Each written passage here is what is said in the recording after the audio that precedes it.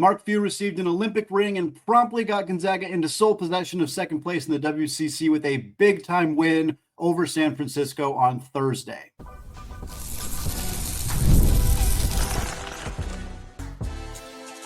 You are Locked On Zags, your daily podcast on the Gonzaga Bulldogs. Part of the Locked On Podcast Network, your team every day. What is going on, y'all? Happy Friday and welcome into the Locked On Zags podcast, part of the Locked On Podcast Network, your team every day. I'm your host and longtime Gonzaga podcaster, Randy Patton, here to bring you news and updates on all things Zag athletics. Today's episode of Locked On Zags is brought to you by FanDuel. Folks, right now, new customers can get $150 in bonus bets if your first $5 bet wins. All right, folks, it was a night where Mark Few, honored for his role with Team USA, gets an Olympic ring before the game. We hear from Grant Hill during the game. It was fun, and the Zags also used a strong second half to cruise past San Francisco, a much-needed win for Mark Few's club. We're going to talk about the game.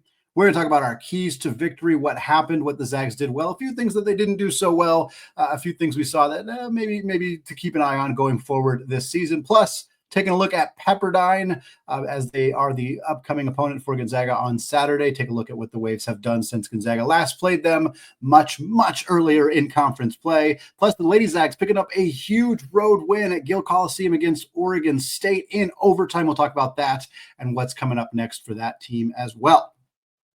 We'll start in the kennel Thursday night. Gonzaga beat San Francisco, 8 p.m. ESPN. We had a weird combination. Dave Fleming and Dan Dickow on the call. Sean Farnham was in the studio. It's kind of funny to hear those two guys we're used to hearing, but just not calling a game together. Mark Few honored before the game from Grant Hill. Like we said, the USA managing director of USA Basketball comes to town, first time at the kennel. He said he had a good time. I don't doubt it. The Zags cruise to a win over San Francisco. The Dons have never won in the McCarthy Athletic Center. They have not won in Spokane since 1989. These kind of stats, I feel like, are surprising, but not stunning when they're about, LMU or Pepperdine or Portland or teams like that. But San Francisco's been pretty consistently good in the conference for a long time. They've made the NCAA tournament in the last half decade, and yet they have never won in Spokane, or haven't won in Spokane in Mark Few's era, haven't won against Gonzaga at all since 2012. That streak continues thanks to a 30-12 run that Gonzaga went on from the 3:34 mark in the first half until the 11:07 mark in the second half. Basically, the under 4 media timeout in the first half to the under 12 media timeout in the second half. During that stretch of basketball, Gonzaga dominated the Dons, won that stretch by 18 points. That was your difference maker. It is rare, not only for Gonzaga to win a close game. This was an 11-point game that was really a 15-point game for most of the second half, but the Dons cut it to within 6 with about 2.5 minutes to go. So I'm going to say it. Gonzaga won a close game. They beat Arizona State, which was a close game way earlier in the year, but for the most part, they have struggled in close games this season, and this is one that they got a W in because of late game execution down the stretch, because of a dominant stretch at the start of the second half. Things we have not said very much about this Gonzaga team this year. Winning a close game, winning because of late game execution, winning because of a strong start to the second half. Not a lot of games where that has been the case. Ryan Nembhard, outstanding in this game. 18 points, 12 assists. He was 8 of 15 from the field, 2 of 4 from 3. He had a pair of threes in the first half as USF was basically daring him to shoot. We'll talk more shot selection in the second segment, as that was one of our keys to the game. I thought it was a very well-designed offensive game from Mark Few and the Zags. They did not take a lot of bad shots in this game, and Nembhard taking some of those threes early in the game was perfect. They needed him to do that. And having spoke with Chris Gerlison before the game, he talked about Ryan Nembhard's ability to affect the game from a distribution standpoint. And he mentioned, he can score too. It's not that he cannot score the basketball. They just don't always need him to. And coach was not going to give away any of his strategy going into that episode. And I don't blame him for that, certainly. But it was pretty clear that part of their strategy, which was a strategy that has been effective by many teams this year, make Nembhard beat you with his scoring. Because if you let him beat you with his distribution, he will. Make him beat you with the scoring. I think that was the strategy, one of the strategies for San Francisco. And Nembhard just stepped up and dropped 18. 8, like I said, 8 of 15 from the field. He doesn't take 15 shots in the game all that often, but he also still had 12 assists. Just a masterful masterful performance from Nembhard. Yeah, he had 4 turnovers, but that's going to happen against a good defensive team. When you put up 12 assists and you play 35 minutes or whatever, yeah, 4 turnovers, not even remotely an issue for me, considering the rest of the performance we got from Nembhard, the key part of Gonzaga's win. So too are the bench bigs. It seems like they go in tandem a lot of the time. Michael Ajayi played 29 minutes in this game. Ben Gregg only played 11. Ben was good in this game. He had 11 points in 11 minutes, but Ajayi was better defensively. Ben, I know, has been dealing with some back stuff. I don't know if there was any specific reason he played so little in this game, but Ajayi was great. He was fantastic. 12 points, 10 rebounds, a double-double for him coming off the bench. He had a steal. He was 5 of 8 from the field. 2 of 5 from the free throw line. That's been an area where he's been a little stumbling as of late. He missed his 1 3-point attempt, but he was aggressively hunting his own shot, which we love to see. Every time he got the ball, he put it on the deck. He tried to get to the rim. He tried to get to the line, and he played fantastic on defense. He is a headhunter. He is an elite rebounder. This was a phenomenal performance for a player who has really started to come into his own over the last month or so for this Gonzaga team. While Ajayi had a great game in 29 minutes, Braden Huff had a great game in literally just 9 minutes of action for Braden Huff. 12 points. He had 2 assists. He was 5 of 7 from the field, 2 of 3 from the line. 9 minutes because he kept committing fouls. Fouls are an issue for him. They've been an issue for him defensively. He struggled in this game. He had a possession where he gave up back-to-back offensive rebounds.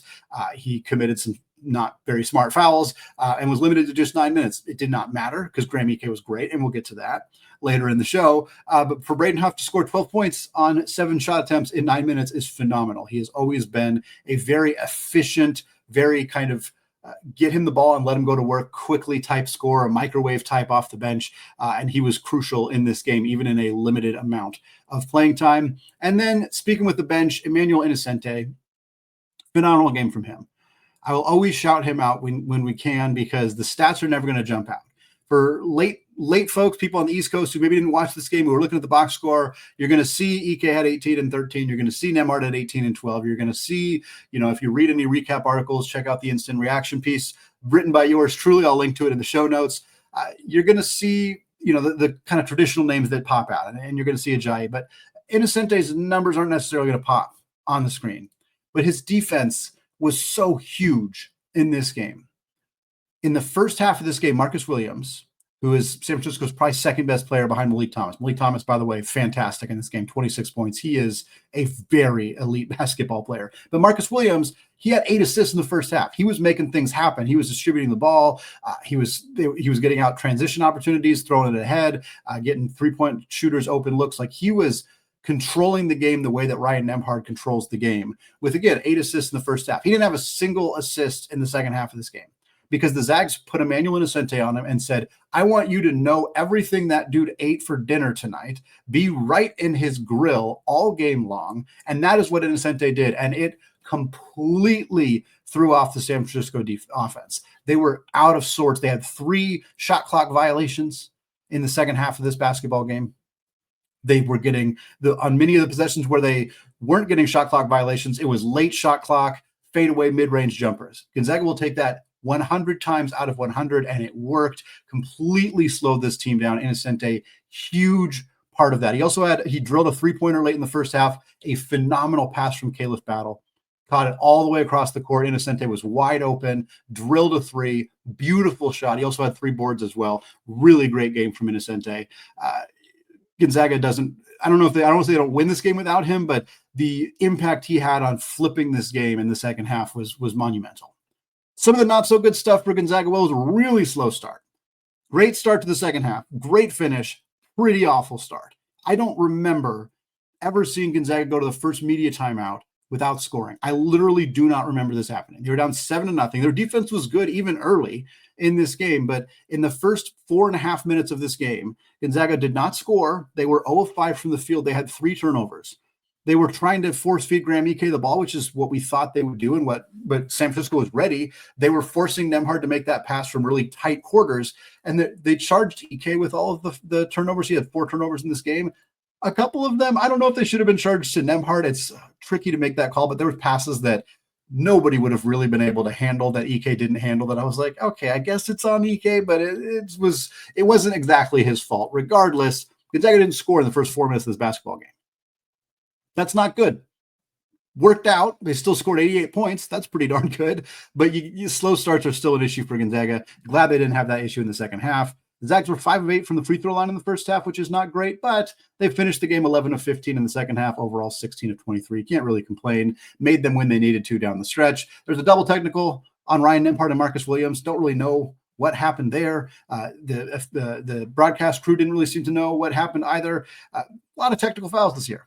I posted this on social media, and I haven't looked into it yet, but it seems like it feels to me like maybe officials have cracked down on technical fouls, because veteran guys like Graham Ike, like Ryan Nembhard are getting technical fouls, and I can't imagine that they're saying way worse things than they've said in the past. So it feels like maybe the refs are just cracking down and calling them more often. I don't know. I'm not close enough on the floor to know what's being said or what is being told to the players, but a fourth year guy and a fifth year guy getting a double technical feels like the kind of situation where they didn't feel like what they did would escalate to that level. But who knows? Regardless, Zags have had a tech issue this year, which I've never seen in the many, many years that I have covered and watched this team. Never seen a season where you'd say, yeah, this was a full year where they had issues with technical fouls, but that's pretty clearly the case. Last but not least, Dusty Stromer wasn't even really a bad game. He just only played 4 minutes. He's just not in the rotation right now. We keep talking about, Mark Few's expanded the rotation. Mark Few's expanded the rotation from 8 to 9. It's good that we've seen him make this adjustment. He kind of hasn't. He just replaced Dusty Stromer in the lineup with Emmanuel Incente. And now again, Stromer was sick last week. I have to imagine he's, if not fully healthy, pretty close at this point. I just think he's not in the rotation right now. Incente is similarly effective as an on-ball defensive player. Stromer's shooting like 25% from three since January. He's just not really able to impact the game. He had a 3-point look in this game that I was so sad. It hit every part of the rim and didn't go in. I just think Dusty needed to see a shot go in. It was a smart shot. He didn't make any mistakes on it. It just hit every part of the rim and didn't go in. Would have loved to see him knock that down. Don't want to bag on him too much, because it's not even that he's playing super poorly. The shots just aren't falling, and Mark Few needed to make a change, and Incente has been playing really well. So that's kind of where we're at with Dusty right now. Hopefully he'll get some run in that game against Pepperdine on Saturday. Well, we haven't talked Graham Ike. We didn't talk rebounding or shot selection. Those were all keys to Gonzaga's victory on Thursday. We're going to get to all of that because they were all executed pretty darn well last night. We're going to discuss that coming up here in just a second. But first, folks, are you looking to optimize your nutrition this year? Factor makes eating well easy with chef-prepared, dietitian-approved meals that are fresh, never frozen, and ready to heat and eat in just 2 minutes. With 40 options across 8 dietary preferences every single week, you can customize your meals to fit your lifestyle, whether it's Calorie Smart, Protein Plus, or even Keto. Plus, Factor even offers wholesome smoothies, breakfast, and grab-and-go snacks to keep you fueled up all day long. I love how Factor takes the stress straight out of meal planning. Check out their Protein Plus meals. They are packed with flavor and keep you full all throughout the day. The convenience is unbeatable. No prep, no mess, just great food in minutes. So eat smart with Factor. Get started at factormeals.com/LockedOnCollege50 off and use code LockedOnCollege50 off to get 50% off your first box plus free shipping. That's code LockedOnCollege50 off at factormeals.com/LockedOnCollege50 off. All right, folks, segment 2, still Andy Patton, still Locked On Zags podcast. And we're still talking Gonzaga's win over the Dons of San Francisco on Thursday night at the McCarthy Athletic Center. We talked about some of the good things we saw in this game, Ryan Nembhard's performance, the backup bigs, Ajayi and Huff, and Incente's defense. What I want to do now is talk about the keys that we laid out prior to the game on Thursday's episode of Locked On Zags. These were things we felt Gonzaga needed to do in this basketball game in order to come away with the win. So we want to see how they executed these things, what it might mean for Gonzaga going forward. Key number 1 for the Zags was shot selection. San Francisco is holding opponents to about 28% from 3 on the year. We knew with a roster that doesn't have a ton of size that they were going to attempt to pack the paint, double, triple team Graham Ike, and force Gonzaga to beat them with the outside shot. And our big statement here on Locked On Zags coming into the game was do not fall into that trap. Do not just settle for a bunch of outside shots and kind of forego doing what you do best. Gonzaga, very excellent job of not doing this. They were 4 of 14 from 3. That's about 28%. Guess what? That's exactly what San Francisco holds teams to this season. Not a surprise that Gonzaga shot about as well against USF as teams typically do, especially considering Gonzaga has been really bad from the three-point line in the last 2 weeks. But 14 three-point attempts compared to 51 two-point attempts, and 23 free throws. That's great shot selection. And it paid off in terms of efficiency. Gonzaga was 58.8% on their two-point attempts, close to 60% on twos, 30 of 51 inside the three-point line. Graham Ike was great. Braden Huff was great. Michael Ajayi was great. Ben Gregg was, I think, 4 or 5. This team, Ryan Nembhard's mid-range shot was just absolute cash in this game all day long. Gonzaga's three-point shooting wasn't great in this game, but they didn't let it become a problem. When they had wide open looks, Nembhard hit 2 in the first half because they went way under on screens and dared him to shoot. And he said, okay, I will shoot and I will knock them down. Bang. Emmanuel Innocente hit a three-pointer in the corner in the first half in a transition. That was a beautiful shot. Graham Ike hit Gonzaga's other 3 early in the second half because there wasn't anybody within 10 feet of him. And he just said, all right, I will pull this 3 and I will knock it down. Those are your 4 made threes. Gonzaga did not make another 3. I think Graham made that in the first 5 minutes of the second half. That was all of their three-pointers were done. Last 15 minutes, they didn't make any. They didn't take many either. They dominated down on the block like they should have done in this game, and it was a huge part of the reason they built a big lead in the second half and held on to it for a major victory. Key number 2, speaking of being down on the block, dominate the glass. USF's not a good rebounding team. This was their biggest weakness coming into the game in terms of a disadvantage against Gonzaga. And Gonzaga totally did what they needed to do. 41-28 was the overall advantage on the glass. Here's the deal. They only had a 2 rebound advantage in the first half, but they out-rebounded the Dons by 11, 21-10 in the second half of this game. USF had 10 rebounds in the second half of this game total. That is a huge victory for Gonzaga on the glass. They had 15 offensive rebounds total compared to just 8 for San Francisco. San Francisco was one of the worst offensive rebounding teams in the country, and they did not get very many second chances in this basketball game. Graham Ike had 13 rebounds, led the team. Michael Ajayi had 10 coming off the bench for a double-double. We did have Braden Huff, not a great rebounder. Again, he only played 9 minutes, so of course his rebounding numbers were pretty low, but he had a possession where he got offensive rebounds grabbed on him twice in a row on the same possession.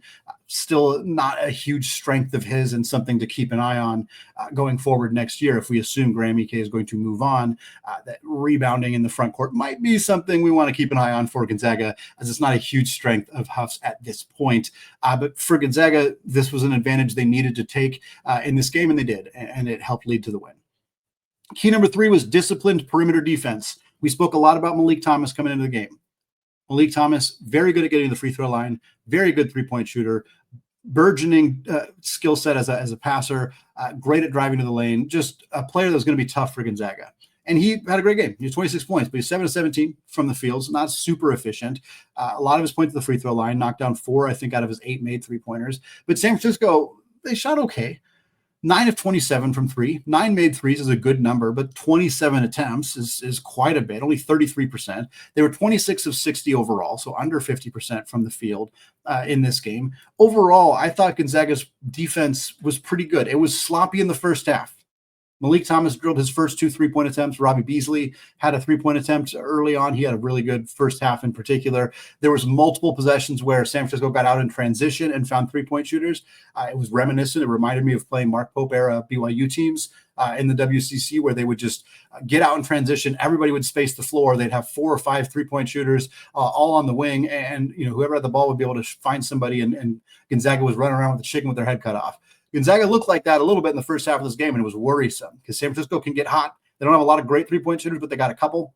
Malik Thomas is good. Marcus Williams is good. Tyron Riley is good. Those guys hit threes. Beasley hit threes.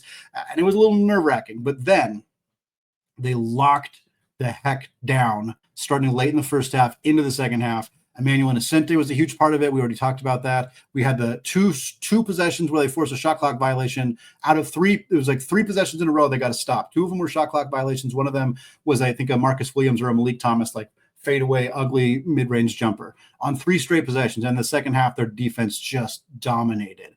A really strong defensive performance. I know San Francisco scored 77 points, and I know that doesn't feel like a great defensive effort, but it was really impressive what Gonzaga did for the second half and the majority or the end of the first half on the defensive end of the floor. Key number 4 for Gonzaga was to get out in transition, try to get the home crowd going. we're not going to spend a lot of time talking about the home crowd. There was a lot of on your feet chance to get people going in a game where people should have been going the whole time. I was a little disappointed by that, but I also know that watching the game on TV, you can't hear exactly how loud it is. And Fleming and Dick Out kept talking about how loud it was right behind them. So I'm sure it was louder than it seemed. But regardless, Gonzaga did do Gonzaga was effective, out in transition. 19 fast break points for the Zags compared to just 7 for San Francisco. We had an Innocente steal that led to Ajayi finishing in transition. Nembhard had a great throw ahead pass to Braden Huff in transition. Caleb Battle had a steal that led to a transition opportunity. Again, 19 total fast break points in this one. Wasn't like just forcing a ton of steals and getting out necessarily. Some long rebounds led to transition opportunities. But ultimately, this was an area where Gonzaga succeeded. San Francisco, certainly, I don't know if they had an exact number goal in mind for limiting Gonzaga's fast break opportunities, but 19 is a lot of fast break points to give up in a game. And that was a huge factor for Gonzaga in terms of winning this basketball game. And then key number 5, we're 21 minutes in the show, and we've barely talked about Graham Ike, but he had a phenomenal game. 18 points for him, 13 rebounds. He was 8 of 14 from the field. He knocked down his 1 3-point attempt like we talked about, and he did most of his damage in the second half. In fact, at the end of the first half, Graham Ike had 4 points. He had 7 rebounds and 4 turnovers. He was just 2 of 6 in the first half, but he finished this game 8 of 14. So at 6 of 8 from the field in the second half. Really good stuff. I think this is the second game in a row, because I believe it was LMU the last time, where Graham Ike had 11 points in the first 5 minutes of the second half. From the start of the second half to the first media timeout, Graham Ike had 11 of his 13 total points. I think that was the LMU game. In this game, Graham Ike had 9 of his 18 points in the first 5 minutes of the second half. Phenomenal stuff for Graham Ike to come out of the halftime, to be motivated, to be energized, to be a little pissed off, I suspect, and to come out and play some really good basketball. Graham was also great down the stretch. There was a possession where USF got it within 6 with about 3 minutes to go. Graham Ike got the ball on the block, immediately went to work, turned, scored over a defender, gave them an 8-point lead. Next time down, Gonzaga has a lead. Or USF cut it back to 6 again. At that point, I believe, I think Michael Ajayi went to the free throw line. He missed the second free throw. Graham got the offensive rebound. Ryan Nembhard got a mid-range jumper, knocked it down. The ability of Graham to come up with clutch plays late in this basketball game after having a great stretch to start the second half, he was crucial. Gonzaga, I said, I'm not sure if Gonzaga wins this game with Emmanuel Innocente, but Gonzaga probably doesn't win this game without Graham Ike, especially if Braden Huff's going to get 4 fouls in 9 minutes. Graham Ike was critical, crucial, was monumentally important. He scored over triple teams. He scored over double teams. He looked great in the second half of this basketball game and continues to put himself squarely in the conversation for WCC Player of the Year. Even if Malik Thomas had more points, Graham was the most impactful player on the floor outside of maybe Ryan Nembhard in this basketball game. Well, folks, Pepperdine picked up its 4th conference win on Thursday, but they've only beaten 2 of the teams in the WCC. We're going to discuss that and more, all coming up in just a second. But first, folks, when the game tips off, the NBA action is just getting started, and there's no better place to get in on it than FanDuel, America's #1 sportsbook. With FanDuel, you can place live bets throughout the game, so even if you miss the opening tip-off or you want to bet on a fourth quarter comeback, you can stay right in the action.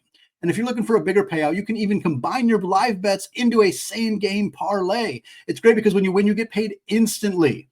Looking at the weekend slate, BYU 5.5-point favorites at the Marriott Center against Kansas State. I know Kansas State's been playing good lately, but folks, I know it might not be your favorite thing to bet on BYU, but I like them to win this game, and I like them to cover that 5.5-point spread. If you're with me right now, new customers can get $150 in bonus bets if your first $5 bet wins. Just visit FanDuel.com to join today. That's FanDuel.com for your shot at $150 in bonus bets. Make every moment more with FanDuel, the official sports betting partner of the NBA. All right, folks, segment 3, still Andy Patton, still Locked On Zags podcast, and we're moving away from Gonzaga's win over San Francisco to get you ready for their Saturday night game against the Waves of Pepperdine. We're going to talk about that. We're also going to talk about the Lady Zags win at Oregon State on Thursday night, overtime win there, and what's coming up next for them. But we'll start with the men. February 15th, Saturday, 7 p.m. Pacific time. Gonzaga hosts Pepperdine, the Waves.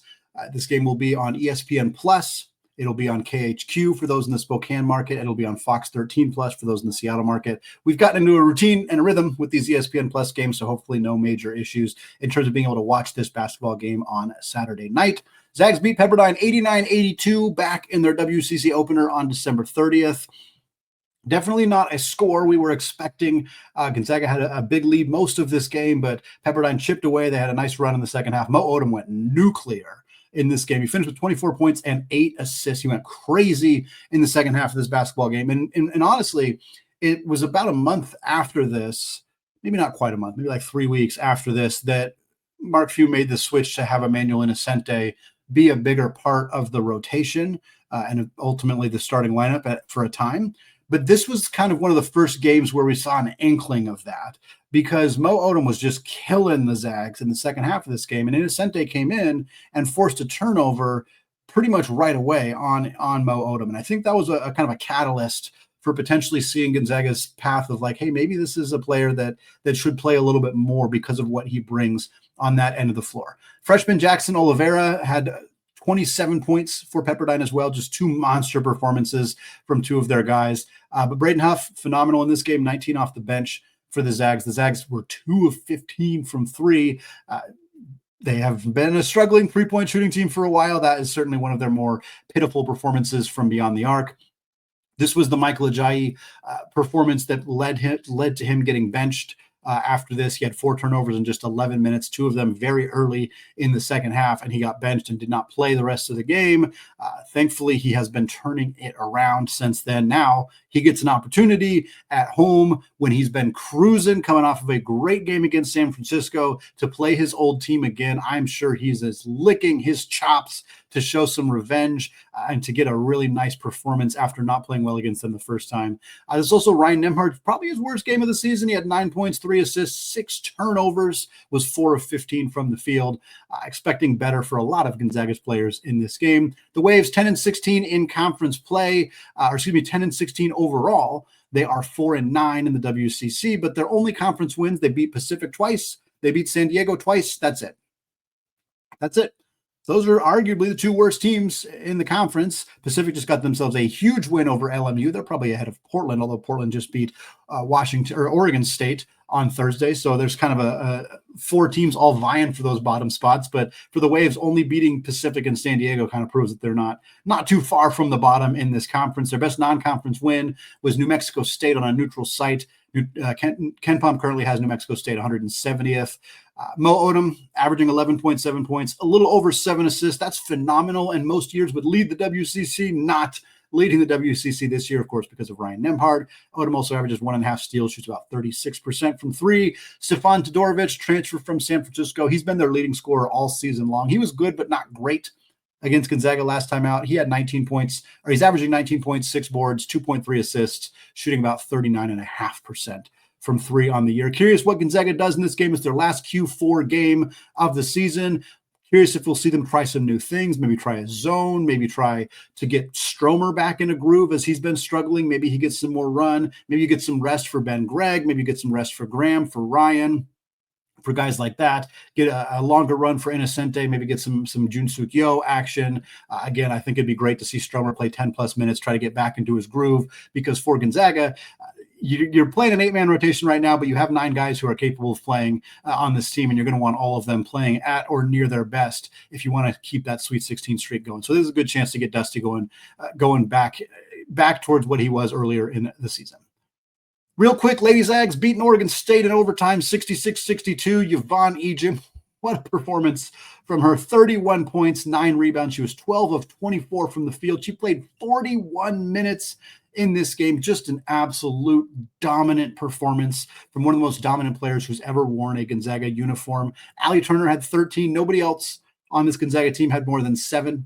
It was the Yvonne Ejim show, as it totally should have been in this one. Maud Hybens did return, missed some time with a concussion. She came off the bench, but she played 23 minutes, had 7 points and 4 rebounds. It's 12 straight wins for the Lady Zags. They're now 13-2 in the WCC, 1 game ahead of Portland, who they swept in the regular season. Next up for them, they host LMU on Saturday at the Kennel. That game is at 1 p.m. Pacific time. They beat them by 11 last time out, and that was a road game. The Lions 4-11 in the WCC. So Zags, real good chance to pick up their 13th straight W and continue to keep or pad their lead in the West Coast Conference with a few weeks remaining. It's going to wrap it up for me today here on the Locked On Zags podcast. Folks, thank you so much for making the show your first listen or your first watch of the day.